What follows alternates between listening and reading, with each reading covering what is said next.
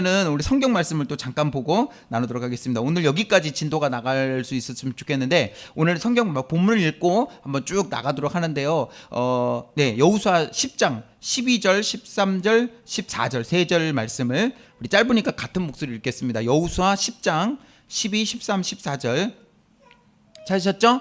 자, 세 구절 같이 읽어볼까요? 여호수아 10장 12, 13, 14절 시작.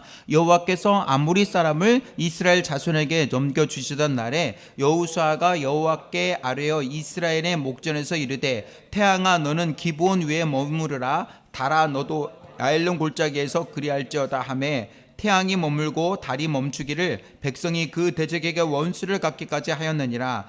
야사렛에게 태양이 중천에 머물러서 거의 종일토록 속히 내려가지 아니하였다고 기록되지 아니하였느냐. 여호와께서 사람의 목소리를 들으신 이 같은 날은 전에도 없었고 후에도 없었나니 이는 여호와께서 이스라엘 위하여 싸우셨음이라. 아멘. 자, 이 본문을 가지고 오늘 첫날 제목의 주제가 뭐죠? 구약에 나타난 하나님의 구원, 그리고 내일은 신약에 나타난 하나님의 구원을 가지고 같이 나누려고 하는데요. 시작하기 전에 한 가지 양해를 구할 게 뭐냐면 제가 좀 말이 빠릅니다. 우리 서울 강현교회 모든 성도들도 다 소문이 났습니다. 김성건 목사님 말 빠르기로. 그래서 정신을 못 차리면 못 따라옵니다. 근데 그 마음은 이해해 주세요. 왜냐하면 하고 싶은 말은 많은데 시간이 없어서 말이 빠르다 이렇게 이해해 주셔가지고 그래도 그렇습니다. 그런데 이게 고치려고 해도 잘 안 고쳐지네요. 근데 오늘 특히나 또 제한된 시간에 나누고 싶어서 오늘 제가 말이 좀 빨라질지 모르니까 한눈 파시면 안 되고요. 잘 따라오셔야 이 줄거리를 쭉 이어가실 수 있습니다. 아셨죠? 네, 준비되셨습니까? 자, 오늘 구원에 대한 얘기를 할 건데요. 자, 구원은 인간을 향한 하나님의 가장 위대한 계획입니다. 왜냐하면 인간 스스로 구원을 받을 수 없기 때문에 그렇습니다. 여러분, 인간이 인간을 구원할 수 있는 방법은 전무합니다. 그러면 이제 이 구원의 정의를 좀 얘기하고 넘어가려고 하는데요. 구원은 무엇으로부터 구원인가? 두 가지로부터 구원이 진정한 구원이에요. 바로 죄로부터의 구원, 그리고 죽음으로부터의 구원이죠. 그러니까 인간이 죄 문제 해결할 수 없고 인간이 죽음의 문제를 해결할 수 없기 때문에 구원이 필요한 거예요. 인간이 죄 문제를 해결할 수 있고 죽음의 문제를 해결할 수 있다면 하나님의 구원은 있을 필요가 없죠. 그러나 이 죄와 죽음의 문제를 해결할 수 없기 때문에 이 문제를 해결할 수 있는 하나님의 도우심이 필요한 것입니다. 바로 여기서부터 우리가 믿는 기독교 신앙과 다른 종교들과 여기서부터 갈라져요. 왜 그러냐면 우리 기독교의 핵심은 뭐냐면 우리는 우리를 구원할 수 없으니 하나님의 구원이 필요하다는 게 우리의 핵심이잖아요. 그러나 다른 종교는 뭐냐면 사람의 힘과 노력으로 뭔가를 하려 하는 거예요. 거기서 노력이 나오고 고행이 나오고 선행이 나오고 덕을 쌓는 게 나와요. 그래서 사람들이 이런 얘기도 혹시 들어보셨죠? 무슨 예수 믿어야 구원받아, 착한 일 많이 하면 구원받는 거지. 들어보셨죠? 언뜻 비슷한 것 같잖아요. 그러나 이거 굉장히 무책임하거나 굉장히 막연한 말인 거 아십니까? 왜냐하면요, 제가 한번 실제로 예를 들어볼게요. 자, 착한 일 많이 하면 구원받지, 무슨 예수 믿어야 구원받냐? 그럼 착한 일 많이 한다는 기준이 뭘까요? 두 가지를 한번 분석해 볼까요? 착한 일이 뭐예요? 착한 일 많이 하면 구원받는다는 사람들의 논리를 생각하면 착한 일의 기준이 뭐예요? 예를 들어서 내가 누군가를 도와주는 거 착한 일이죠? 근데 그 누군가를 도와주는 장면을 유튜브에 생중계해서 그걸로 구독자 수를 누리려고 착한 일 하면 착한 일입니까? 착한 일 아닙니까? 애매하죠? 사람은요, 이런 애매한 일들이 너무 많아요. 그러면 누가 그걸 판단해 줍니까? 너는 이거 착한 일이야, 너는 이거 착한 일 아니라 누가 해결해 주겠습니까? 그리고 인간은 그렇게 단순하지 않아요. 복잡한 존재입니다. 그 안에 착한 일을 하려는 마음도 있지만 남에게 보여주고자 하는 마음도 들어있어요. 그것이 반반인 경우도 있단 말이에요. 그럼 그게 착한 일인지 아닌지 어떻게 구분을 내리겠습니까? 그러니까 착한 일에 대한 개념 자체가 굉장히 모호하다는 거예요. 두 번째, 많이 하면 천국 간다, 구원받는다. 그럼 많이의 기준이 뭐예요? 많이의 기준. 예를 들어서 100번을 착한 일을 100번을 해야 구원을 받는다고 누군가 막연한 기준을 정했다고 해봅시다. 그럼 어떤 사람이 착한 일을 99번을 했어요. 한 번만 더 하면 구원 받잖아요. 근데 99번 하고 다음날 착한 일을 하려고 마음먹고 그날 갑자기 죽었어요. 그럼 이 사람은 어떻습니까? 세상에서 제일 억울한 사람이죠. 왜? 착한 일을 한 번 못해서 구원 못 받았잖아요. 그럼 또 어떤 사람은 착한 일을 101번 하고 죽었어요. 그럼 이 사람 99번 하고 101번 한 사람은 착한 일을 2번 차이인데 그 2번 차이로 누구는 구원 못 받고 누구는 구원 받고 이거같이 불공평한 게 어디 있어요? 또 예를 들어서 어떤 사람은 길에 떨어진 쓰레기 하나 줍고 또 쓰레기 하나 줍고 또 쓰레기 하나 줍고 또 쓰레기 하나 주워서 착한 일을 100번을 했어요, 하루에. 근데 어떤 사람들은 누군가를 전도하기 위해서 혹은 누군가를 도와주기 위해서 1년 내내 기도하고 준비하고 해가지고 겨우 착한 일 한 번 했어요. 그러면은 어떤 사람은 너무 쉽게 착한 일을 10번을 하고 어떤 사람은 너무너무 힘들게 착한 일을 한 번 하고 얼마나 불공평합니까? 이해되세요?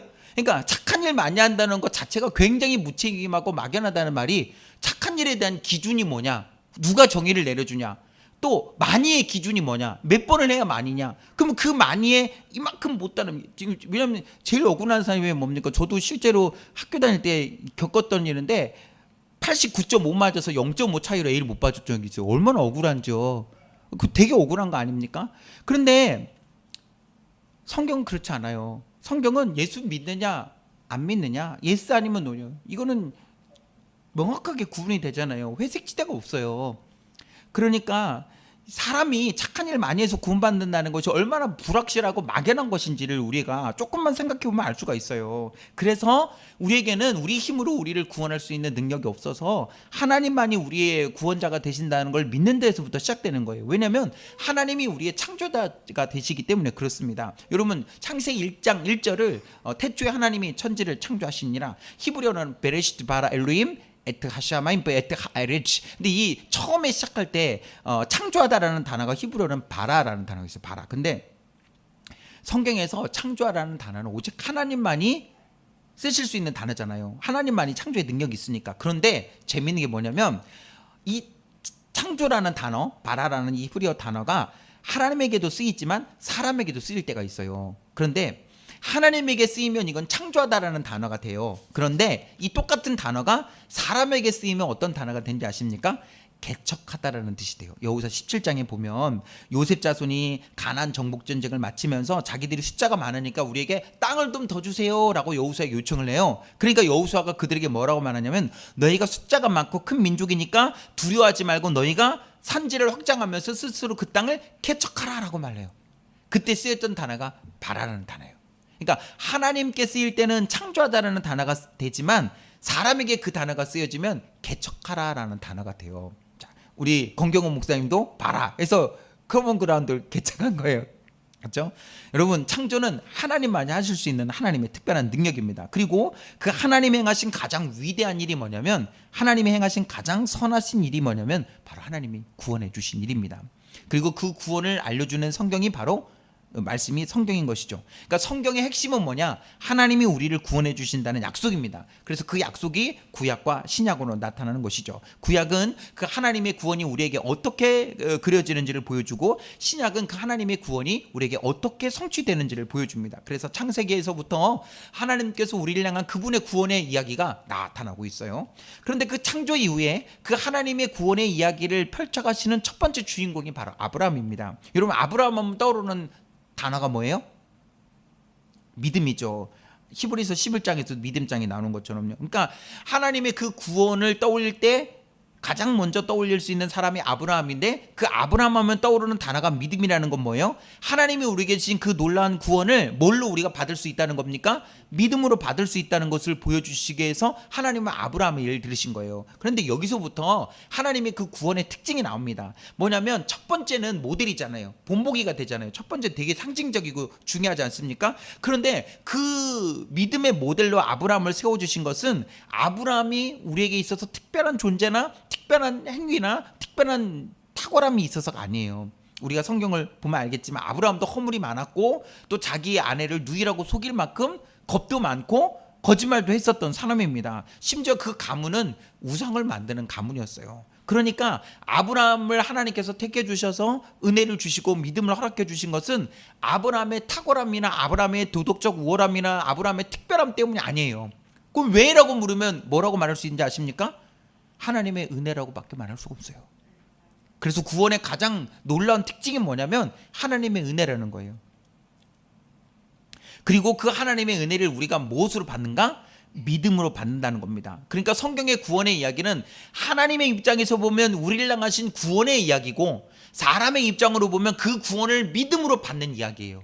사람의 입장으로 보면 믿음의 이야기, 하나님의 입장으로 보면 우리를 구원해 주신다는 하나님의 이야기가 되는 거예요. 그러니까 하나님의 구원을 우리가 뭘로 받는다? 믿음으로 받는다는 것을 보여줍니다. 그래서 그 구원의 놀라운 역사가 담겨져 있는 것이 바로 성경입니다. 그래서 성경에 나타난 수많은 인물들을 통하여 하나님께서 주시는 그 구원의 역사가 사람인 믿음을 통하여 우리에게 이루어진다는 것을 보여줍니다. 이것이 성경에 나타난 수많은 인물들과 위인전기의 다른 점이에요. 저도 어렸을 때 책을 되게 좋아했고요. 위인전기 굉장히 많이 읽었습니다. 근데 성경에 나타난 많은 인물들이 있잖아요. 아브라함, 이삭, 야곱, 노아 이런 수많은 사람들의 이야기와 위인전기가 다른 점이 뭐냐? 위인전기는 그 사람의 장점만을 뽑습니다.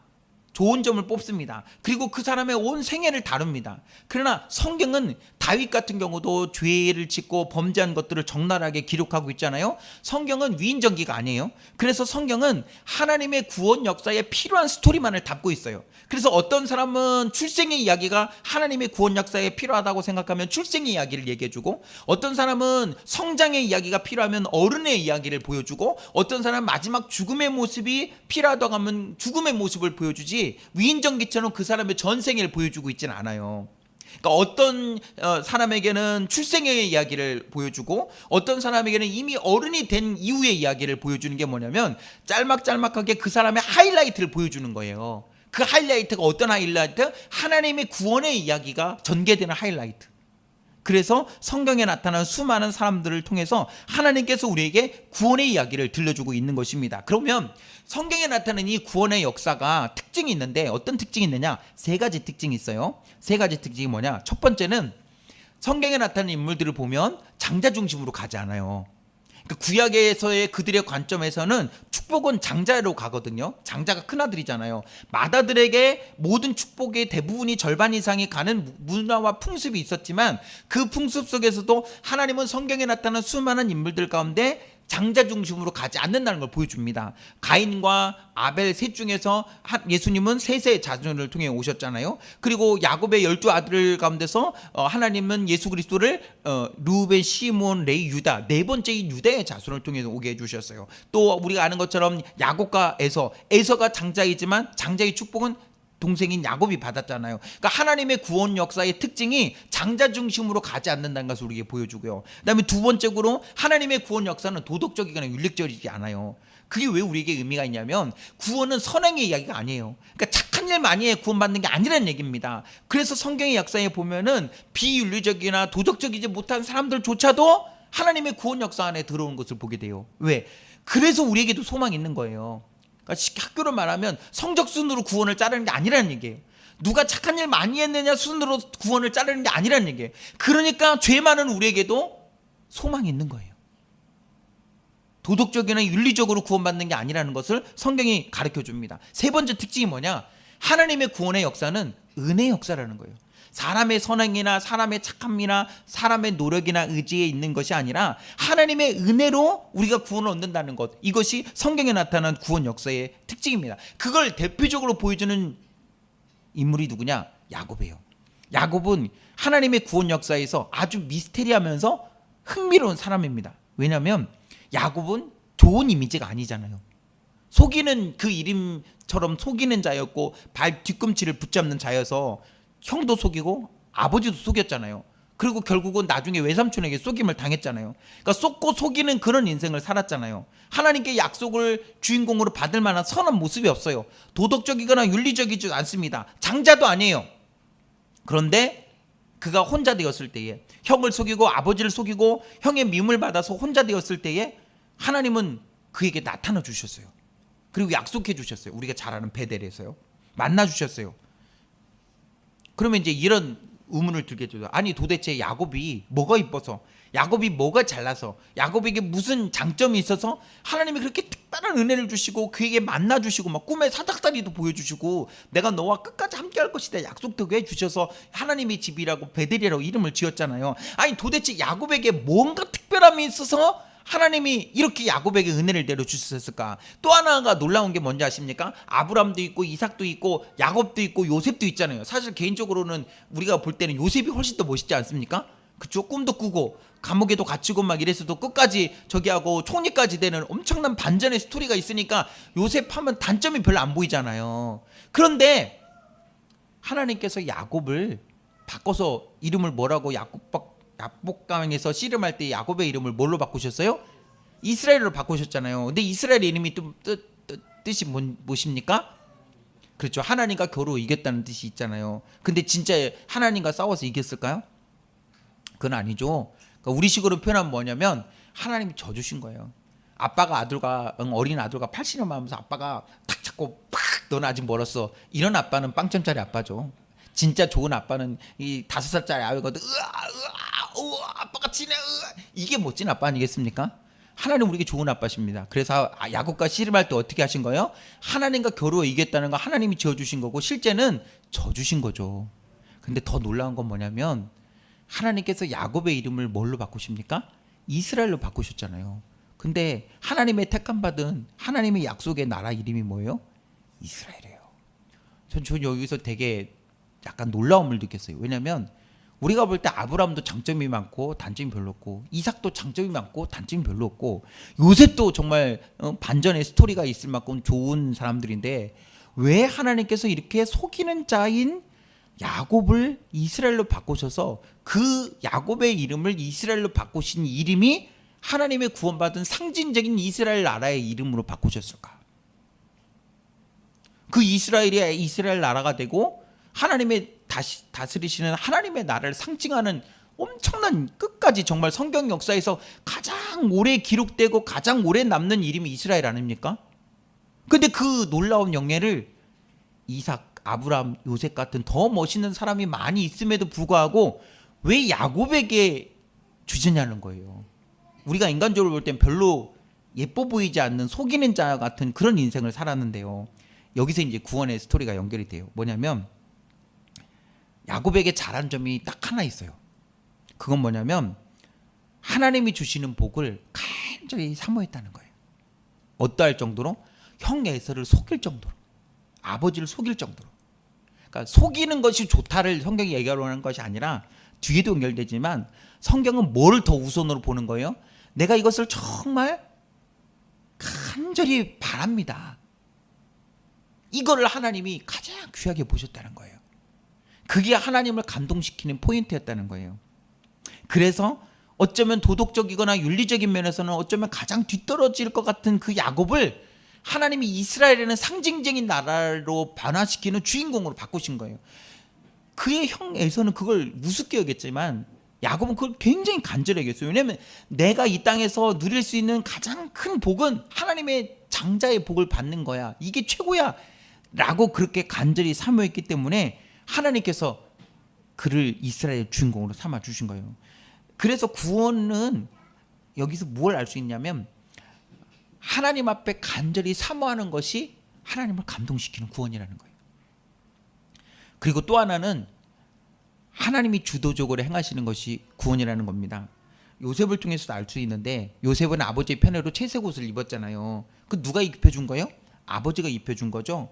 그리고 형들의 미움을 받아서 애굽에 강제로 끌려갔죠. 거기서 뭐가 됐어요? 노예가 됐죠. 노예는 그 당시에 옷만 봐도 노예인지 딱 알아요. 죄수이면 죄수인지 딱 옷만 봐도 아는 것처럼. 그러니까 노예의 옷도 있고 죄수의 옷도 있고 채색 옷도 입었잖아요. 그런데 이 옷은 다 누가 입은 거예요?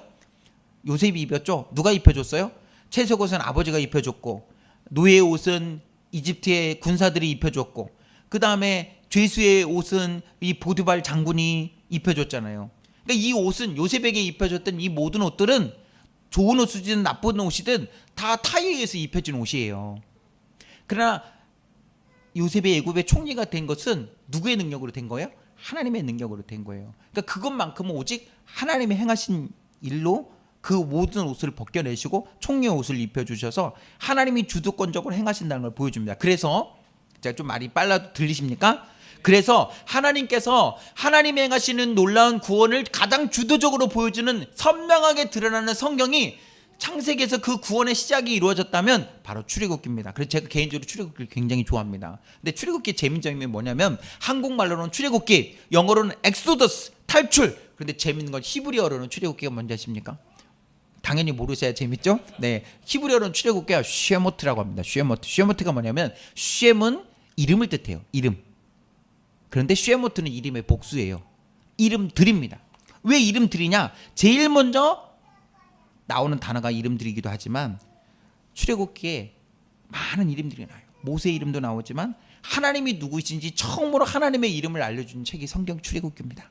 그리고 그 하나님을 대적하는 바로의 이름도 나오죠. 그래서 출애굽기는 구약에 나타난 하나님의 구원의 이야기를, 구원의 정의를, 구원의 개념을, 구원의 스토리를 가장 선명하게 보여주는 성경이 뭐다? 출애굽기다. 왜 그런가? 잠깐 설명을 드리면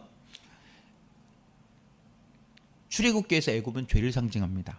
세상의 세력을 상징하고 어둠을 상징합니다. 그 어둠에서 하나님께서 모세를 통해서 그 바로의 압제 가운데서 이스라엘 백성들을 건져내게 해주시잖아요. 그런데 재밌는 건 모세의 이름이 뜻이 뭐예요? 모세는 물에서 건져내다는 이름의 뜻을 가지고 있잖아요. 그런데 그 모세의 이름이 뭐가 됐어요? 모세의 사명이 됐어요. 왜?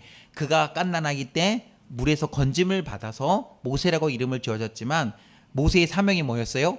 이스라엘 백성들을 홍해 가운데서 건져내는 거였어요. 그래서 바로의 군사들은 홍해 물에서 죽임을 당했지만 이스라엘 백성들은 물에서 건짐을 받았어요.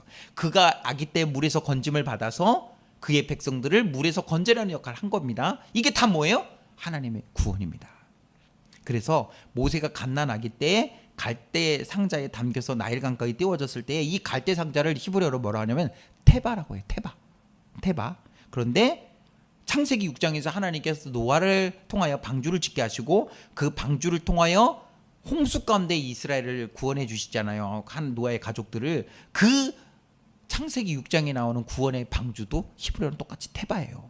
그러니까 노아를 살리신 그 노아와 그 가족을 살리신 구원의 방주인 이 테바가 장차 모세를 살리는 갈대 상자의 이 테바를 통하여 하나님의 구원의 이야기를 보여주고 있는 거예요. 그러니까 창세기에 나타난 방주의 구원의 이야기가 모세를 통한 하나님의 구원의 이야기로 그대로 나타나고 있습니다. 그래서 그가 이스라엘의 지도자가 된 이유도 뭐예요? 하나님의 구원의 역사를 보여주는 것이기 때문입니다. 그래서 그 애굽에서 이스라엘 백성들을 하나님께서 건져내는 일을 감당하게 하신 것이죠. 누구를 통하여? 하나님께서 모세를 통하여. 그래서 출애굽기에 보면은 가장 하이라이트가 뭐냐면 애굽에서 나오는 거예요. 그런데 애굽에서 나올 때에 홍해가 갈라지고 백성들은 뒤에서 쫓아오는 바로의 군사를 피해서 마른 땅으로 건너게 하시잖아요. 근데 출애굽기 14장에 보면은 그 마른 땅을 건널 때 하나님께서 백성들에게 하신 말씀이 뭐냐면 출애굽기 14장 14절에 나온 것처럼 너희는 가만히 서서 여호와께서 오늘날 너희를 위하여 행하시는 구원을 보라 그랬거든요. 그러니까 출애굽기를 통해서 이 영적인 어둠 속에서 이스라엘 백성들을 끄집어내는 것이 쉬운 일이 아니지만 사탄의 굴레에서 그들을 끄집어내는 것이 쉬운 일이 아니지만 그 구원은 누가 하는 일이다? 하나님이 하시는 일인 걸 보여주는 거예요. 그래서 하나님께서 모세를 택하셨고 이집트에 10가지 재앙을 내리신 것도 하나님이 주도적으로 행하신 것이고 바로의 이 마술사들이 흉내를 처음에는 내다가 흉내를 내지 못한 것도 하나님의 구원은 흉내낼 수 없다는 걸 보여주는 거고요. 홍해를 가르게 하신 것도 하나님의 능력으로 행하신 것이고 백성들은 그것을 바라만 봐라. 왜? 구원은 전적으로 하나님이 주도적으로 하나님이 주권적으로 행하시는 일하시는 영역이라는 것을 보여주고 있기 때문에 그렇습니다. 그래서 이스라엘 백성들에게 하나님께서 애굽에서 그들을 끄집어내 주신 것이 하나님이 행하신 구원의 가장 놀라운 이야기이고요. 그리고 애굽에서 그들을 건져내 주셔서 모세는 백성들을 이끌고 광야를 지내서 시내산으로 가죠. 그 시내산에서 하나님과 언약을 맺게 됩니다. 그 언약이 바로 우리가 잘 아는 몇 계명? 10계명이죠. 왜 이스라엘 백성들을 애굽에서 끄집어내어서 광야로 인도내시고 그 광야 시내산에서 하나님과 언약을 맺고 10계명을 주셨을까요? 애굽에 있을 때 이스라엘 백성들은 노예로 있었어요. 노예는 계약을 맺을 수 있는 주체가 안 돼요. 쉽게 말해서 여러분 집에 개를 키운다, 고양이를 키운다. 개나 고양이가 계약서를 쓸 수 있습니까? 못 쓰죠. 똑같아요. 노예는 계약의 주체가 될 수 없어요. 그러면 이 노예가 자유하게 되는 건 두 가지 방법밖에 없어요. 하나는 주인이 자유케 해주든지 증서를 통해서 자유케 해주든지 아니면 그 노예로 부리고 있는 주인이 죽어야 되는 거예요. 근데 바로가 보내줬어요? 안 보내줬어요? 끝까지 안 보내주잖아요. 그래서 하나님 어떻게 하셨어요? 바로를 죽이셨어요. 바로를 죽이셨다는 건 바로에게는 슬픈 소식이지만 그 압제 가운데 있는 이스라엘 백성들에는 뭔 거예요? 자유의 소식이고 해방의 소식인 거예요. 일제 치하에서 우리가 압제 가운데 놓여 있다가 해방이 되는 것처럼 이 애굽에서 바로가 죽었다는 것은 그들을 노예로 부리고 있는 주인이 죽은 거니까 비로소 그들은 자유인이 된 거고, 그 자유인이 되었을 때 하나님께서 시내산에서 그들과 계약을 맺으신 거예요. 노예는 계약을 맺을 수 있는 자격이 없어서 그들을 풀어주셔서 자유케 해주시고, 그들의 자유함을 가지고 하나님과 쌍방간의 언약을 맺을 수 있는 주체가 되게 하신 거예요. 그 언약의 내용이 있는 것이 바로 십계명이고요. 그러니까 십계명은 뭐와 비슷하냐면 결혼식과도 비슷한 거예요. 왜냐하면 신랑과 신부가 증인들 앞에 서약을 하잖아요. 그리고 서약할 때 뭐라고 합니까? 신랑은 신부를 아내로 맞아요. 평생토록 내가 사랑하겠다. 신부는 신랑을 아내로 맞아야 서약하겠다, 이거잖아요. 하나님은 천지 만물 자연 앞에서 증인으로 선서하면서 내가 구원한 이 이스라엘 백성들을 내가 끝까지 책임지겠다라고 약속해 주시고, 이스라엘 백성들에게는 십계명처럼 너는 나 외에 다른 신을 있게 하지 말지니라, 우상을 만들지 말고 안식일을 지키고 부모를 공경하여 끝까지 거짓 증거하지 말라, 이 10가지 계명이 뭐예요? 신랑 신부 서약하는 거랑 똑같은 거예요. 쌍방간에. 그래서 하나님과 동등한 주체가 되어서 하나님과 언약을 맺는 것이 바로 십계명입니다. 그렇게 하나님께서 애굽에서 그들을 건져내 주신 다음에 하나님과 언약을 맺게 하신 거예요. 구원받은 백성으로서의 주체로서 언약을 맺게 하신 것입니다. 그렇게 하시고 나서 그들에게 광야에서의 생활을 하게 하시죠. 광야에서 그들을 입히고 먹이셨어요. 40년의 긴 시간을 보냈던 건 뭐냐면요, 애굽에서 살았던 그 세상적인 생각의 때, 죄악의 때를 다 벗겨내는 충분한 시간이 필요했던 거예요. 여러분, 학생들이 주일날 예배 드리지만 1시간 예배 가지고 부족하니까 수련회를 가는 거 아니겠습니까? 수련회 2박 3일 동안 정말 세상의 때를 다 벗겨내고 정말 말씀과 기도와 찬양에 집중하는 일을 하게 하는 거잖아요. 그래서 학생들도 이게 수련회 가면은 막 충분한 시간 동안 찬양하고 충분한 시간 동안 이렇게 기도하고 충분한 시간 동안 말씀을 듣고 하잖아요. 저 수련회 가면은 항상 설교는 1시간 이상 합니다. 찬양도 1시간 이상 하고 기도도 1시간 하고. 그러면 합하면 최소 몇 시간이에요? 3시간이잖아요. 평상시에 예배 3시간 한다면 아이들 막 난리가 나겠죠. 그러나 수련회 때 3시간 하면 그냥 쑥 지나가요. 왜냐면 세상의 죄가 때가 빠지니까 집중하는 거예요. 지난주에 저희 학생들 데리고 어디를 갔냐면 안양에 세중앙교회에서 뭐가 있었냐면, 혹시 제이어스 들어보셨어요? 그 제이어스와 다른 팀들이 함께 연합으로 연합 예배가 있었는데요. 그 연합 예배에 청년들, 청소년들, 중고등부 학생들이 참여했는데 6,000명이 참여했어요. 전국에서. 근데 그 6,000명이 참여해서 예배를 드렸거든요. 근데 몇 시간 예배를 드린지 아십니까? 싫어합니다. 실제로 저도 거기 같이 있었거든요. 몇 시간 예배 드렸냐면요, 쉬는 시간 없이 5시간 15분을 드렸어요. 2시에 예배를 시작해서 저녁 7시 18분에 끝났습니다. 중간에 쉬는 시간 1분도 없었어요. 근데 그게 되더라고요. 그 수천 명의 학생들이 집중해서 하나님이 일하시니까 지금도 되는 것을 보게 되었어요. 그러니까 세상의 죄악의 때를 벗겨내는 시간이 광야 생활이 필요했던 거예요. 왜냐하면 세상에서는 세상만 바라보면서 살았잖아요. 그러나 광야에서 하나님께서 그들을 먹이시고 입히시면서 하나님만 바라보는 훈련을 하게 하셨어요. 왜냐하면 광야에서 놀 게 뭐 있습니까? 돌과 흙 외에는 아무것도 없어요. 저도 광야에 많이 다녔어요. 사실 제가 그 서울 강염교 오기 전에 이스라엘에 3년을 살았습니다. 그 3년을 살면서 광야도 많이 다녀봤어요. 같이 선교사님 목사님들하고 같이 배낭 하나 메고 낯선 그 광야에서 막 까만 별 보면서 이렇게 핸드폰도 안 터지는 데서 막 며칠 같이 텐트 치고 자기도 하고 막 그랬어요. 근데 정말 광야는 적막해요. 지금도 광야는 핸드폰이 안 터지는 데가 있고요. 밤에는 진짜 깜깜해요. 근데 밤에 막 짐승 소리도 나요, 진짜로. 그리고 밤에 바람도 많이 불어요. 그러니까 로망이 아닙니다. 쉽지 않습니다. 그런데 그 광야의 시간을 호사에서 보면요, 뭐라고 말하냐면 신혼의 때라고 말해요. 왜 신혼의 때라고 말하는지 아십니까? 여러분, 신혼부부 때는 누구만 봐요? 서로만 보잖아요. 하나님도 이스라엘 계속 보셨고 이스라엘도 세상에 놀거리가 없으니까 하나님만 보는 훈련을 하게 하시는 거예요. 만나를 먹으면서 하나님이 주시는 하늘 양식을 먹으면서 늘 그렇게 살아가니까 하나님 입장에선 광야 생활은 그들이 하나님 입장에서 신혼 생활이었던 거예요. 이스라엘과 하나님 외에 그것을 방해하는 어떤 것들도 없는 곳이 광야였으니까요. 그러니까 하나님께서 우리의 삶 가운데서 구원의 여정 가운데서 때로는 하나님 우리를 광야로 인도하시는 이유는 뭐냐면 하나님만 바라는 훈련을 하게 하시는 거예요. 우리의 시선이, 그리고 또 하나 광야는 조용하잖아요. 세상의 소리가 안 들리는 곳이 광야잖아요.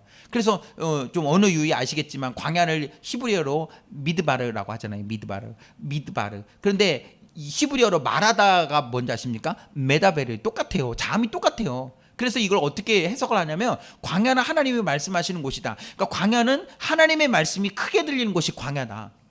왜냐면 세상의 소리가 너무 시끄러우면 하나님의 소리가 안 들릴 때가 있거든요. 마치 뭐냐면 이 한낮에 별이 안 보이죠. 왜 안 보여요? 너무 밝으니까. 그러나 별이 없어져서 안 보이는 거 아니죠. 별은 그대로 있는데 태양빛이 너무 밝아서 별빛이 안 보이는데 밤이 되면 태양빛이 어두워지니까 이제 비로소 별빛이 보이는 것처럼 하나님 우리에게 말씀하시지 않는 것이 아니라 하나님 여전히 말씀하시는데 우리가 세상의 소리만 듣고 살리니까 하나님의 소리가 안 들리는 거잖아요. 하나님이 침묵하실 때도 있지만 하나님의 말씀에 우리가 귀를 안 기울이니까 세상 소리만 들리는 거잖아요. 그러니까 하나님 우리를 때로는 광야로 인도하시는 것은 세상의 소리를 죽이고 하나님의 말씀에 귀를 기울이라고 때로는 인도하시는 거예요. 그래서 광야는 하나님 말씀하신 곳이라는 거죠. 그러니까 광야로 그들을 애굽에서 인도하신 이후에 광야로 인도하신 것은 하나님만 바라보는 훈련을 하게 하신 훈련의 최고의 장소가 광야이기 때문에 그렇습니다. 그래서 하나님이 그들을 먹이시고 입히시는 거예요. 저도 이스라엘의 3년의 시간이 하나님이 먹히시고 입히시는 시간이었어요. 왜냐하면 여러분 선교사 중에 사실 제일 행복한 선교사가 교회에 파송받은 선교사예요. 왜냐하면 교회에서 파송받으면 일단 우리가 생각할 때 선교사님 그러면 힘들겠다 그렇죠. 그렇지만 그 선교사 안에서도 급이 달라요. 왜냐하면 파송 선교사는 부러워합니다. 적어도 파송받았다는 것은 그 교회에서 생계의 일정 부분을 책임진다는 뜻이거든요. 근데 저는 이스라엘 갈 때 파송 선교사를 간 게 아니었어요. 그냥 아무튼 하나님 주신 마음을 가지고 다 정리하고 그냥 하나님 인도하심을 따라서 이민 가방 몇 개 들고 갔거든요. 그러니까 파송 선교보다 더 불쌍한 선교사였어요. 그냥 좀 좋게 미화시켜서 말하면 자비랑 선교사. 좋게 말하면 자비랑 선교사. 직설적으로 말하면 정말 아무것도 없는 빈털터리 선교사가. 그러니까 그 빈털터리 선교사 입장에서 볼 때는 자비랑 파송 선교사가 얼마나 부러운지 몰라요. 우리가 볼 때는 선교사님 그러면 너무 고생하시고 애쓰신다 여기겠지만 거기서는 최고 부러운 대상이 파송 선교사고 제일 불쌍한 존재가 자비랑 선교사예요.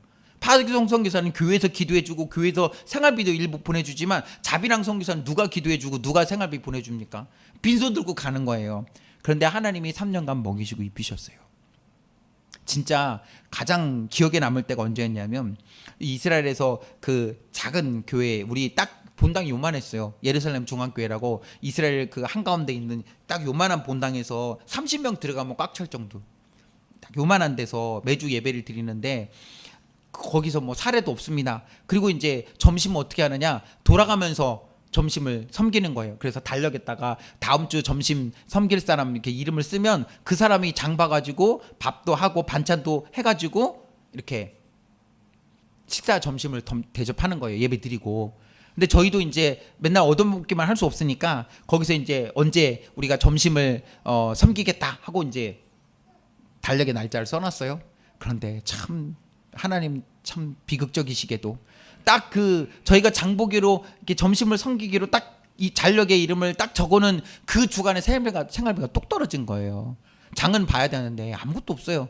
그래서 어떻게 했는지 아십니까? 아이들 저금통 동전까지 탈탈 털어가지고 그거 쥐고서 장에 가가지고 장 봐가지고 점심을 대접을 했어요. 그때요 진짜 제가 이 엘리야의 성경에 늘 읽었던 사르밧 과부의 얘기 아시죠? 엘리야 선지자 그 마지막 밀가루 한 줌하고 기름 하나 그거 나한테 다오 할 때 사르밧 과부가 주는 그 이야기 알잖아요. 그 머리로만 알았는데 제가 딱 그 입장이더라니까요.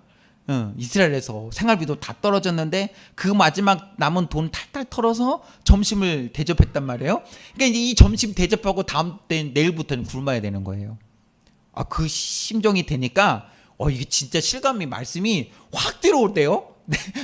머리로 있는 말씀이 삶으로 확 들어오대요. 이제 내일이 우리 어떻게 살아? 그런데 다음 날 시골에서 전화가 왔어요. 부모님께 김 목사 왜요? 그러니까 잘 지내냐? 그러면서 통장에 돈을 좀 보냈다. 여기까지 하면 막 되게 일반적인 상투적인 감동 이야기 같잖아요. 근데 이게 다가 아니었어요. 누가 보내셨는데 근데 그 다음에 뭐라고 얘기하는지 아십니까? 저희 부모님 지금도 시골교회 섬기고 계시거든요. 저 시골에. 그 다음 얘기가 뭐였냐면 우리 교회에 몸이 불편한 권사님이 그 여름에 고추밭에 서서 열심히 고추를 따서 그 고추 판 돈으로 보내셨다는 거예요. 와, 진짜 하나님 너무 잔인하시다 막 생각이 들었어요. 아니 차라리 좀 부유하고 잘 사시는 분이 넉넉하게 사시는 분이 좀 성교비 보냈다 그러면 뭐 그냥 우리가 알고 있는 상투적인 그 이야기로 끝날 텐데 그 몸이 불편한 나이 드신 권사님이 그 떼약볕에서 정말 땀을 뻘뻘 흘려가면서 고추를 따서 그거 판 돈을 보냈었다 하니까 이게 와 같은 그 돈이 그 돈이 아닌 거예요.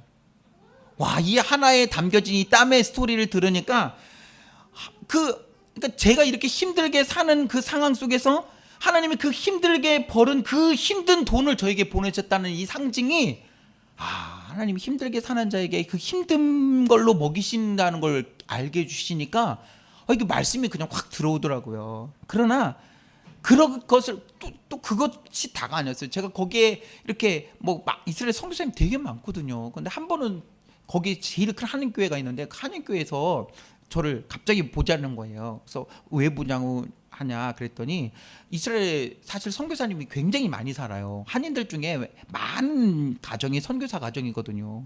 그러니까 그 선교사 중에 오래된 선교사님들 있고 파송받은 선교사님도 많단 말이에요. 그런데 그 이스라엘 한인교회에서 어떤 프로그램이 있었냐면 해마다 1년에 한 번씩 그 이스라엘에 알고 있는 수많은 선교사님들 중에 한 명씩 선교사님을 선발해서 선교비를 해주는 프로그램이 있었어요. 무려 $1,000를요. 근데 저는 파송 선교사도 아니고 온 지 그렇게 얼마 되지도 않는데 갑자기 저를 오래요. 그래서 갔더니 그 올해 그 선교사 중에 한 명으로 추천을 받았다고. 그러면서 그 선교비를 주겠다고 주는 거예요. 진짜 저는 그 이스라엘에 날고 기는 그 내노라는 그 수많은 선교사님들 앞에서 저는 진짜 명함도 못 내밀 만한 연차도 짧고 파송 선교사도 아니고 활동도 많이 안 한 사람인데 그런 걸 통해서도 하나님 먹이시더라고요. 그래서 정말 하나님이 입히시고 먹이신다는 것을 저는 머리로 안 게 아니라 정말 그 땅에서 삶을 통해서 경험했거든요. 그러니까 하나님이 우리를 구원해내실 때에 정말 그냥 막 널널하게 하시는 것이 아니라 하나님께서 어떻게 일하시고 행하시는가를 보여주시는 거예요. 그렇게 하나님이 우리의 구원을 이루어 가신다는 겁니다. 그래서 여러분 그거 있잖아요. 사람 앞에서 내가 어떤 존재인지를 알리고 싶을 때 나 이런 사람입니다 라고 알리고 싶은 거 있잖아요. 그러니까 사람들에게 가장 나에 대해서 자랑하고 싶은 거. 내가 교사이면 교사를 자랑하고 싶은 뭐 교사다. 내가 뭐 월남전에 갔다 왔다 그러면 어르신들 그래 내가 월남전에 있을 때 월남에 갔을 때 그러면 내가 자랑하고 싶은 거잖아요. 하나님도 똑같아요. 성경에 보면 하나님에 대해서 하나님께서 하나님이 누구이신지를 하나님에 대해서 소개할 때에 늘 상투적으로 제일 많이 나오는 게 뭐냐? 나는 애굽 땅 종되었던 곳에서 너희를 인도하여낸 여호와라. 이게 제일 많이 나와요. 이건 뭐냐면 하나님도 하나님께서 생각하실 때에 하나님이 행하신 가장 최고의 일이 뭐냐? 애굽 땅 종되었던 곳에서 그의 백성들을 끄집어내신 일이 하나님이 하신 최고의 일이라는 거예요. 그러니까 하나님이 우리에게 행하신 가장 좋은 일, 하나님이 우리에게 행하신 가장 선한 일은 뭐예요? 바로 하나님의 구원이에요. 우리에게도 마찬가지예요. 왜냐면요, 생각해 보세요. 하나님은 사랑이시다. 하나님은 선하시다. 하나님은 뭐 은혜로우시다, 자비로우시다 하지만 그 하나님이 나를 구원해 주시지 않는다면 그 하나님은 나와 상관이 없는 거잖아요. 그렇잖아요. 그 사람이 아무리 뭐 다른 사람들 도와주고 뭐하고 뭐해도 그 사람이 나에게 뭔가 도와주는 것이 하나도 없다면 내게 있어서 이 사람은 선함과 상관없어요. 하나님이 나에게 구원을 주시기 때문에 하나님은 선하시고 하나님은 자비로우신 하나님이신 것입니다. 그래서 하나님께서 스스로도 성경 곳곳에서 하나님이 어떤 분이신지를 소개할 때 제일 많이 나오는 단어가 바로 출애굽의 스토리예요. 그만큼 하나님이 우리를 구원하시는 것을 하나님 스스로도 자부심을 가지고 기뻐하시고 좋아하시니까, 그러니까 우리에게서도 하나님에게서도 하나님의 것이 최고의 일, 하나님의 것이 선하신 일이 뭐라고요? 구원이라는 거예요. 그래서 성경에 가장 많이 나오는 인물의 이야기도 구원입니다. 우리가 알고 있는 것처럼 여호수아, 오늘 본문이 있던 여호수아 있잖아요. 이 여호수아의 뜻이 뭐냐? 구원입니다. 여호수아, 호세아, 예수 다 동일한 히브리어 어근을 가지고 있는데 그게 뭐냐면 구원하다라는 동사예요. 구원하다. 그러니까 여호수아를 통해서도 하나님의 구원의 이야기를 우리에게 가르쳐주고 있는 거예요. 그래서 여호수아, 자, 애굽에서 이들을 인도해내신 것이 구원의 가장 효과적인 모델이라고 한다면 광야에서는 하나님 세상의 때를 빼고 하나님과 함께하는 시간이 어떤 것인지를 하나님만 바라보는 훈련, 아까 세상의 소리를 뒤로하고 하나님의 말씀에 귀를 기는 훈련을 하게 하신 것이 광야라고 한다면 이제 여호수아를 통해서 가나안 땅에서는 가나안의 정복 전쟁을 하는데 세상적인 전쟁과 다른 점이 뭐냐? 세상에서의 전쟁은 누가 숫자가 많은가, 누가 더 무기가 최첨단 무기인가, 누가 더 힘이 센가, 누가 더 군사훈련을 잘 받았는가, 특수부대처럼 공수부대처럼 낙하산부대처럼 그렇게 좋은 무기와 좋은 훈련 잘 싸우는 것이 세상적인 싸움의 훈련이라면 여호수아에서는 가나안 정복 전쟁을 펼치지만 전혀 다른 요구를 하고 계세요. 하나님께서 이스라엘 백성들에게 반복적으로 여호수아에서 하신 말씀이 뭔지 아십니까? 잘 싸워라, 좋은 무기를 가져라, 군사훈련을 하라. 한 번도 없어요. 다 반복적으로 여호수아에서 제일 많이 나온 게 뭐냐면 너희 자신을 거룩하게 하라, 하나님을 따라가라. 그래서 요단강을 건널 때도 하나님의 법궤를 맨 제사장이 앞서 행하고 하나님을 보고 따라가라고 그랬고요. 그리고 요단강을 건널 때도 너희 자신을 돌아보라고 그랬어요. 여리고성을 건너기 전에도, 여리고성을 정복하기 전에도 하나님이 행하신 게 뭐냐면 할례를 행하라는 거예요. 할례를 행하라는 건 그들 안에 있는 부정함을 제하고 하나님의 백성으로서의 정체성을 잃어버리지 말라는 거예요. 아간의 사건도 하나님의 백성으로서 부패와 제약이 공동체를 오염시키니까 잘라내야 된다. 그러니까 여호수아 정복 전쟁을 통해서도 하나님께서 그들에게 반복적으로 요구하신 게 뭐예요? 너희를 구별하라, 하나님만 바라보라, 하나님만 따라가라. 이게 왜냐면 하나님이 행하시니까. 홍해를 건널 때도 하나님이 행하신 것처럼 요단강을 건너는 것도 하나님이 행하셨고 여리고성을 무너지게 하시는 것도 하나님이 행하셨잖아요. 그러니까 여호수아에서도 구원은 하나님이 주도적으로 이끌어 가시는 영적인 전쟁이라는 것을 우리에게 반복적으로 말씀하고 계시는 거예요.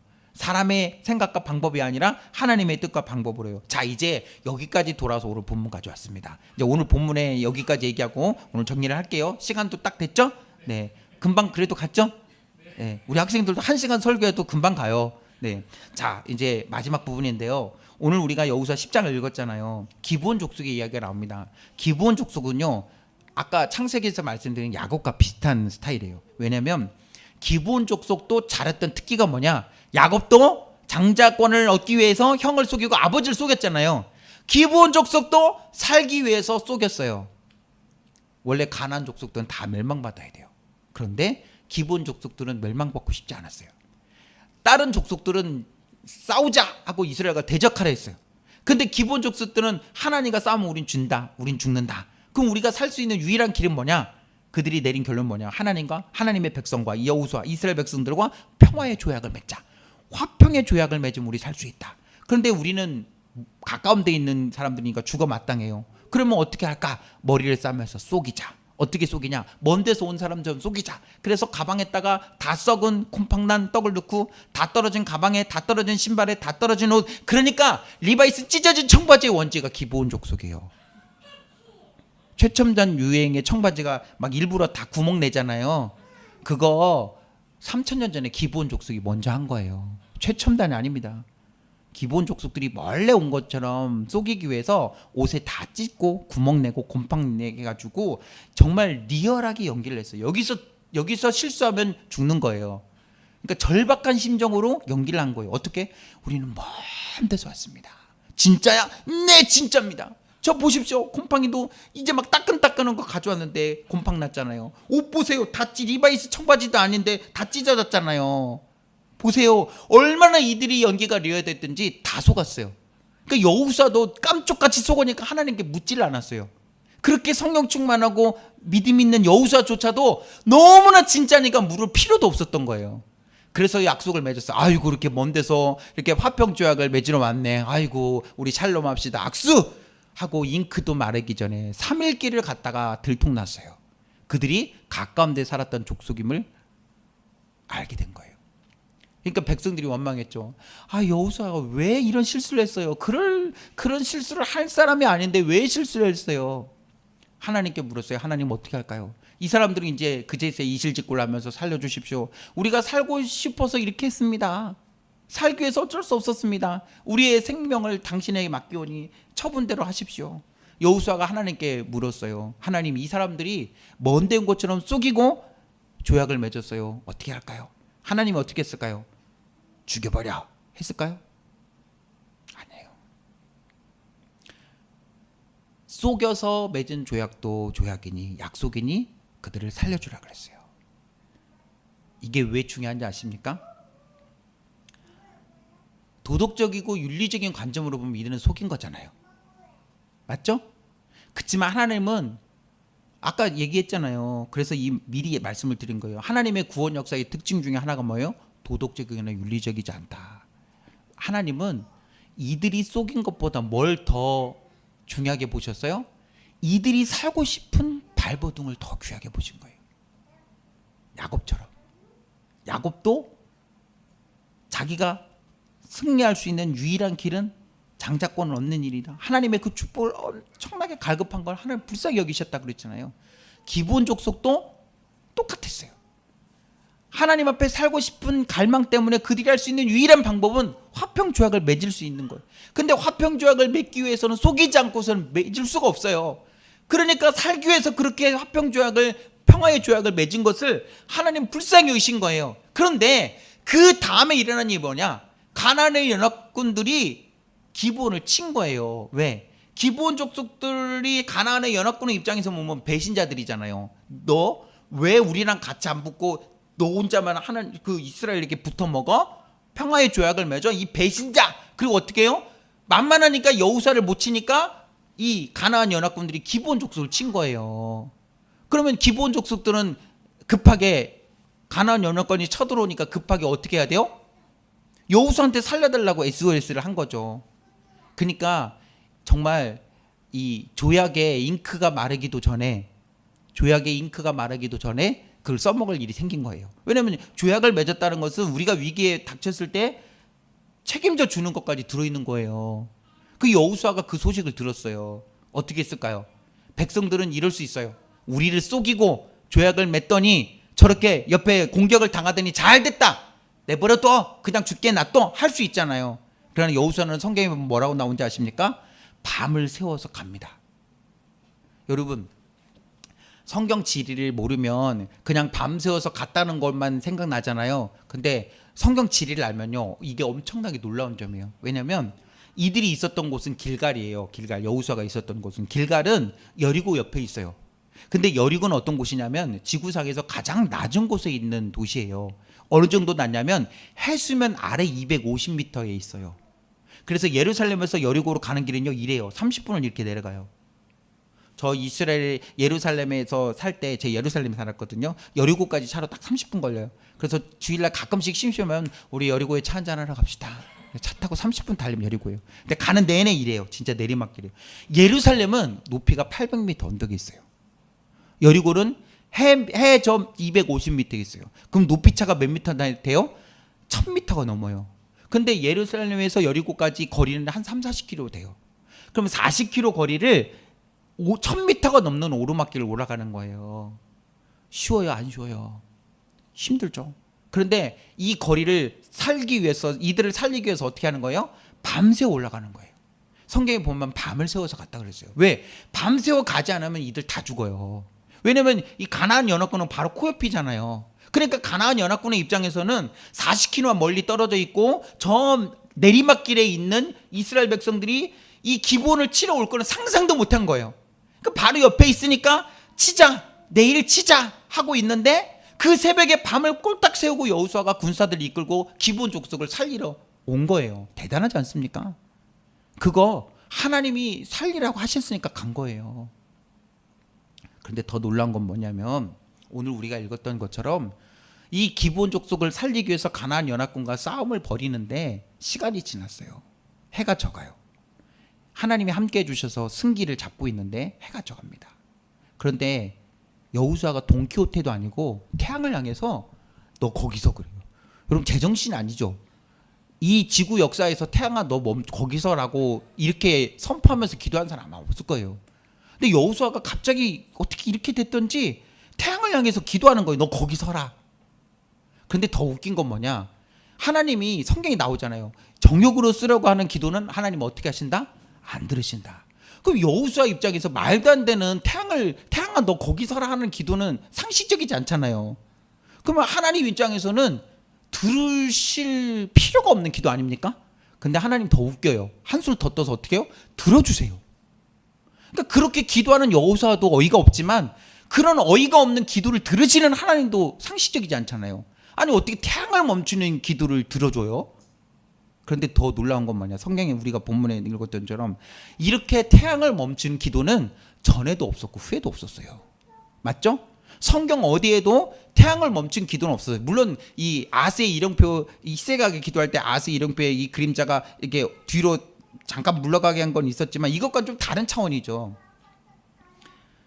전에도 없었고 후에도 없었을 유일무이한 기도가 태양을 멈춘 기도였고, 전에도 없었고 후에도 없었을 유일무이하게 태양을 멈춘 그 기도를 들으시는 것도 전에도 없었고 후에도 없었어요.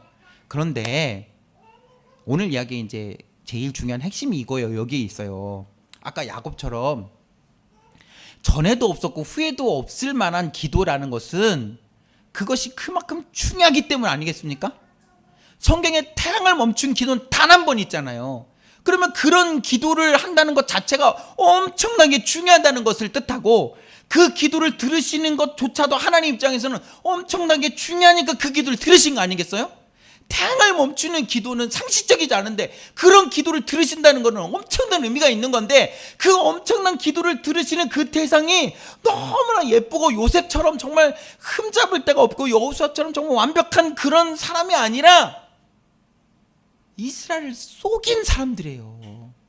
멸망받아 마땅한 족속들인데 어떻게 그런 사람들을 위해서 이런 기도를 하냔 말이고요. 이런 기도를 들어주냔 말이에요. 정말 우리가 상식적으로 볼 때 너무 사랑스럽고 너무 도덕적이고 너무 하나님을 잘 섬기는 욥과 같은 그런 사람이 기도했을 때 하나님 들어줬다면 이해가 되는데, 거짓으로 하나님의 백성들을 속이고 거짓으로 화평조약을 맺은 그런 사람들을, 좀 직설적인 표현은 그런 나쁜 것들을 살리기 위해서 그런 기도를 드리고 그런 기도를 들어주시다니라고 생각하면 어이가 없잖아요. 그러나 그 기본 족속이 바로 멸망받아 마땅한 우리들이라는 거죠. 죄로 가득 차 있고 구원받을 자격이 없는데 하나님은 상식적이지 않을 만한 하나님의 놀라운 방법으로 그들을 살리신 것을 통하여 우리를 살려주신다는 걸 보여주는 거예요. 그러니까 어쩌면 사람들이 그냥 성경의 동화책처럼 휙 읽으면서 지나갈 뻔한 이 스토리지만, 이 기본족 속의 스토리 속에서 저는 정말 구약에 너무나도 선명한 하나님의 구원의 얘기가 담겨 있다고 바라봅니다. 여리고성의 라합도 마찬가지거든요. 라합도 살기 위해서 자기 여리고 사람들을 속이고 정탐꾼을 살려줬어요. 여리고 사람 입장에서는 기본 족속들처럼 이 라합도 배신자예요. 그러나 라합이 정탐꾼을 숨겨진 이유는 뭐예요? 자기가 살기 위해서요. 내 가족들을 살려야 되라. 자, 이제 말씀을 정리할게요. 시간이 거의 다 됐죠? 여러분, 성경이 우리에게 보여주고 있는 하나님이 우리에게 행하신 가장 위대한 일은 바로 구원입니다.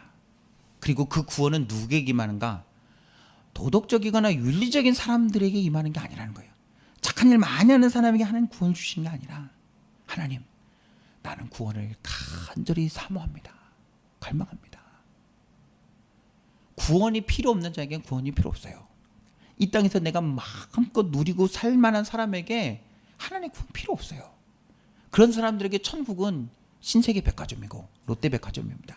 왜? 다 있거든요. 지하 1층에 식품관부터 1층에 보석, 2층에 패션, 3층에 뭐 멋진 침구류까지 그 안에 이 땅에 천국이 들어있잖아요. 그런 사람들에게는 하나님의 구원에 대한 갈망이 있을 필요가 없어요. 그러나 나는 죽어 멸망받아 마땅한 죄인인데 하나님의 구원의 은혜 없이 나는 살 수 없습니다. 그렇게 야곱처럼 라합처럼 기브온 족속처럼 제발 우리를 좀 도와주십시오, 제발 우리를 좀 살려주십시오 라고 하는 자들에게 하나님은 상식을 뛰어넘는 방법을 통하여 그들을 살리신다는 것을 통하여 하나님의 구원이 이런 것이라는 걸 우리에게 보여주는 거예요.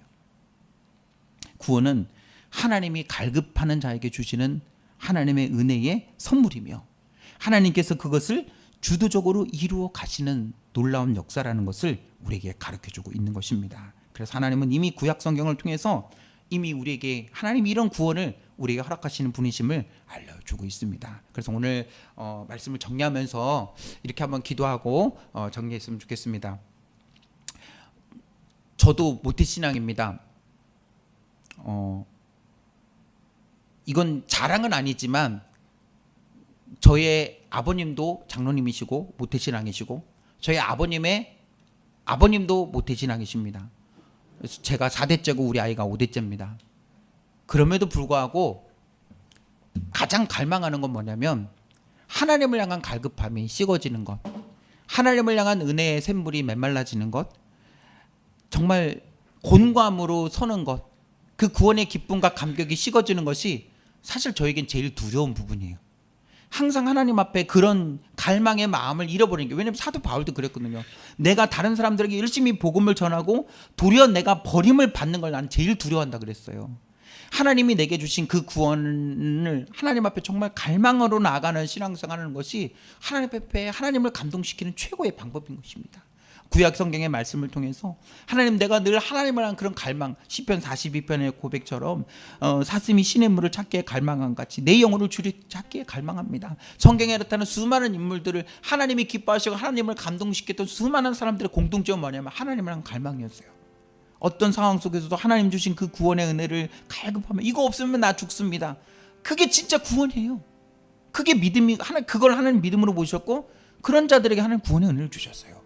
내가 하나님 앞에서 그런 간절함과 그런 갈망함으로 하나님의 구원을 이루어가는 우리의 삶이 되게 해달라고 우리 한번 말씀 생각하면서 잠깐 기도하고 제가 마친 기도하겠습니다. 하나님 아버지, 오늘 이 시간에 또 구원의 이야기를 함께 나누며 하나님 구약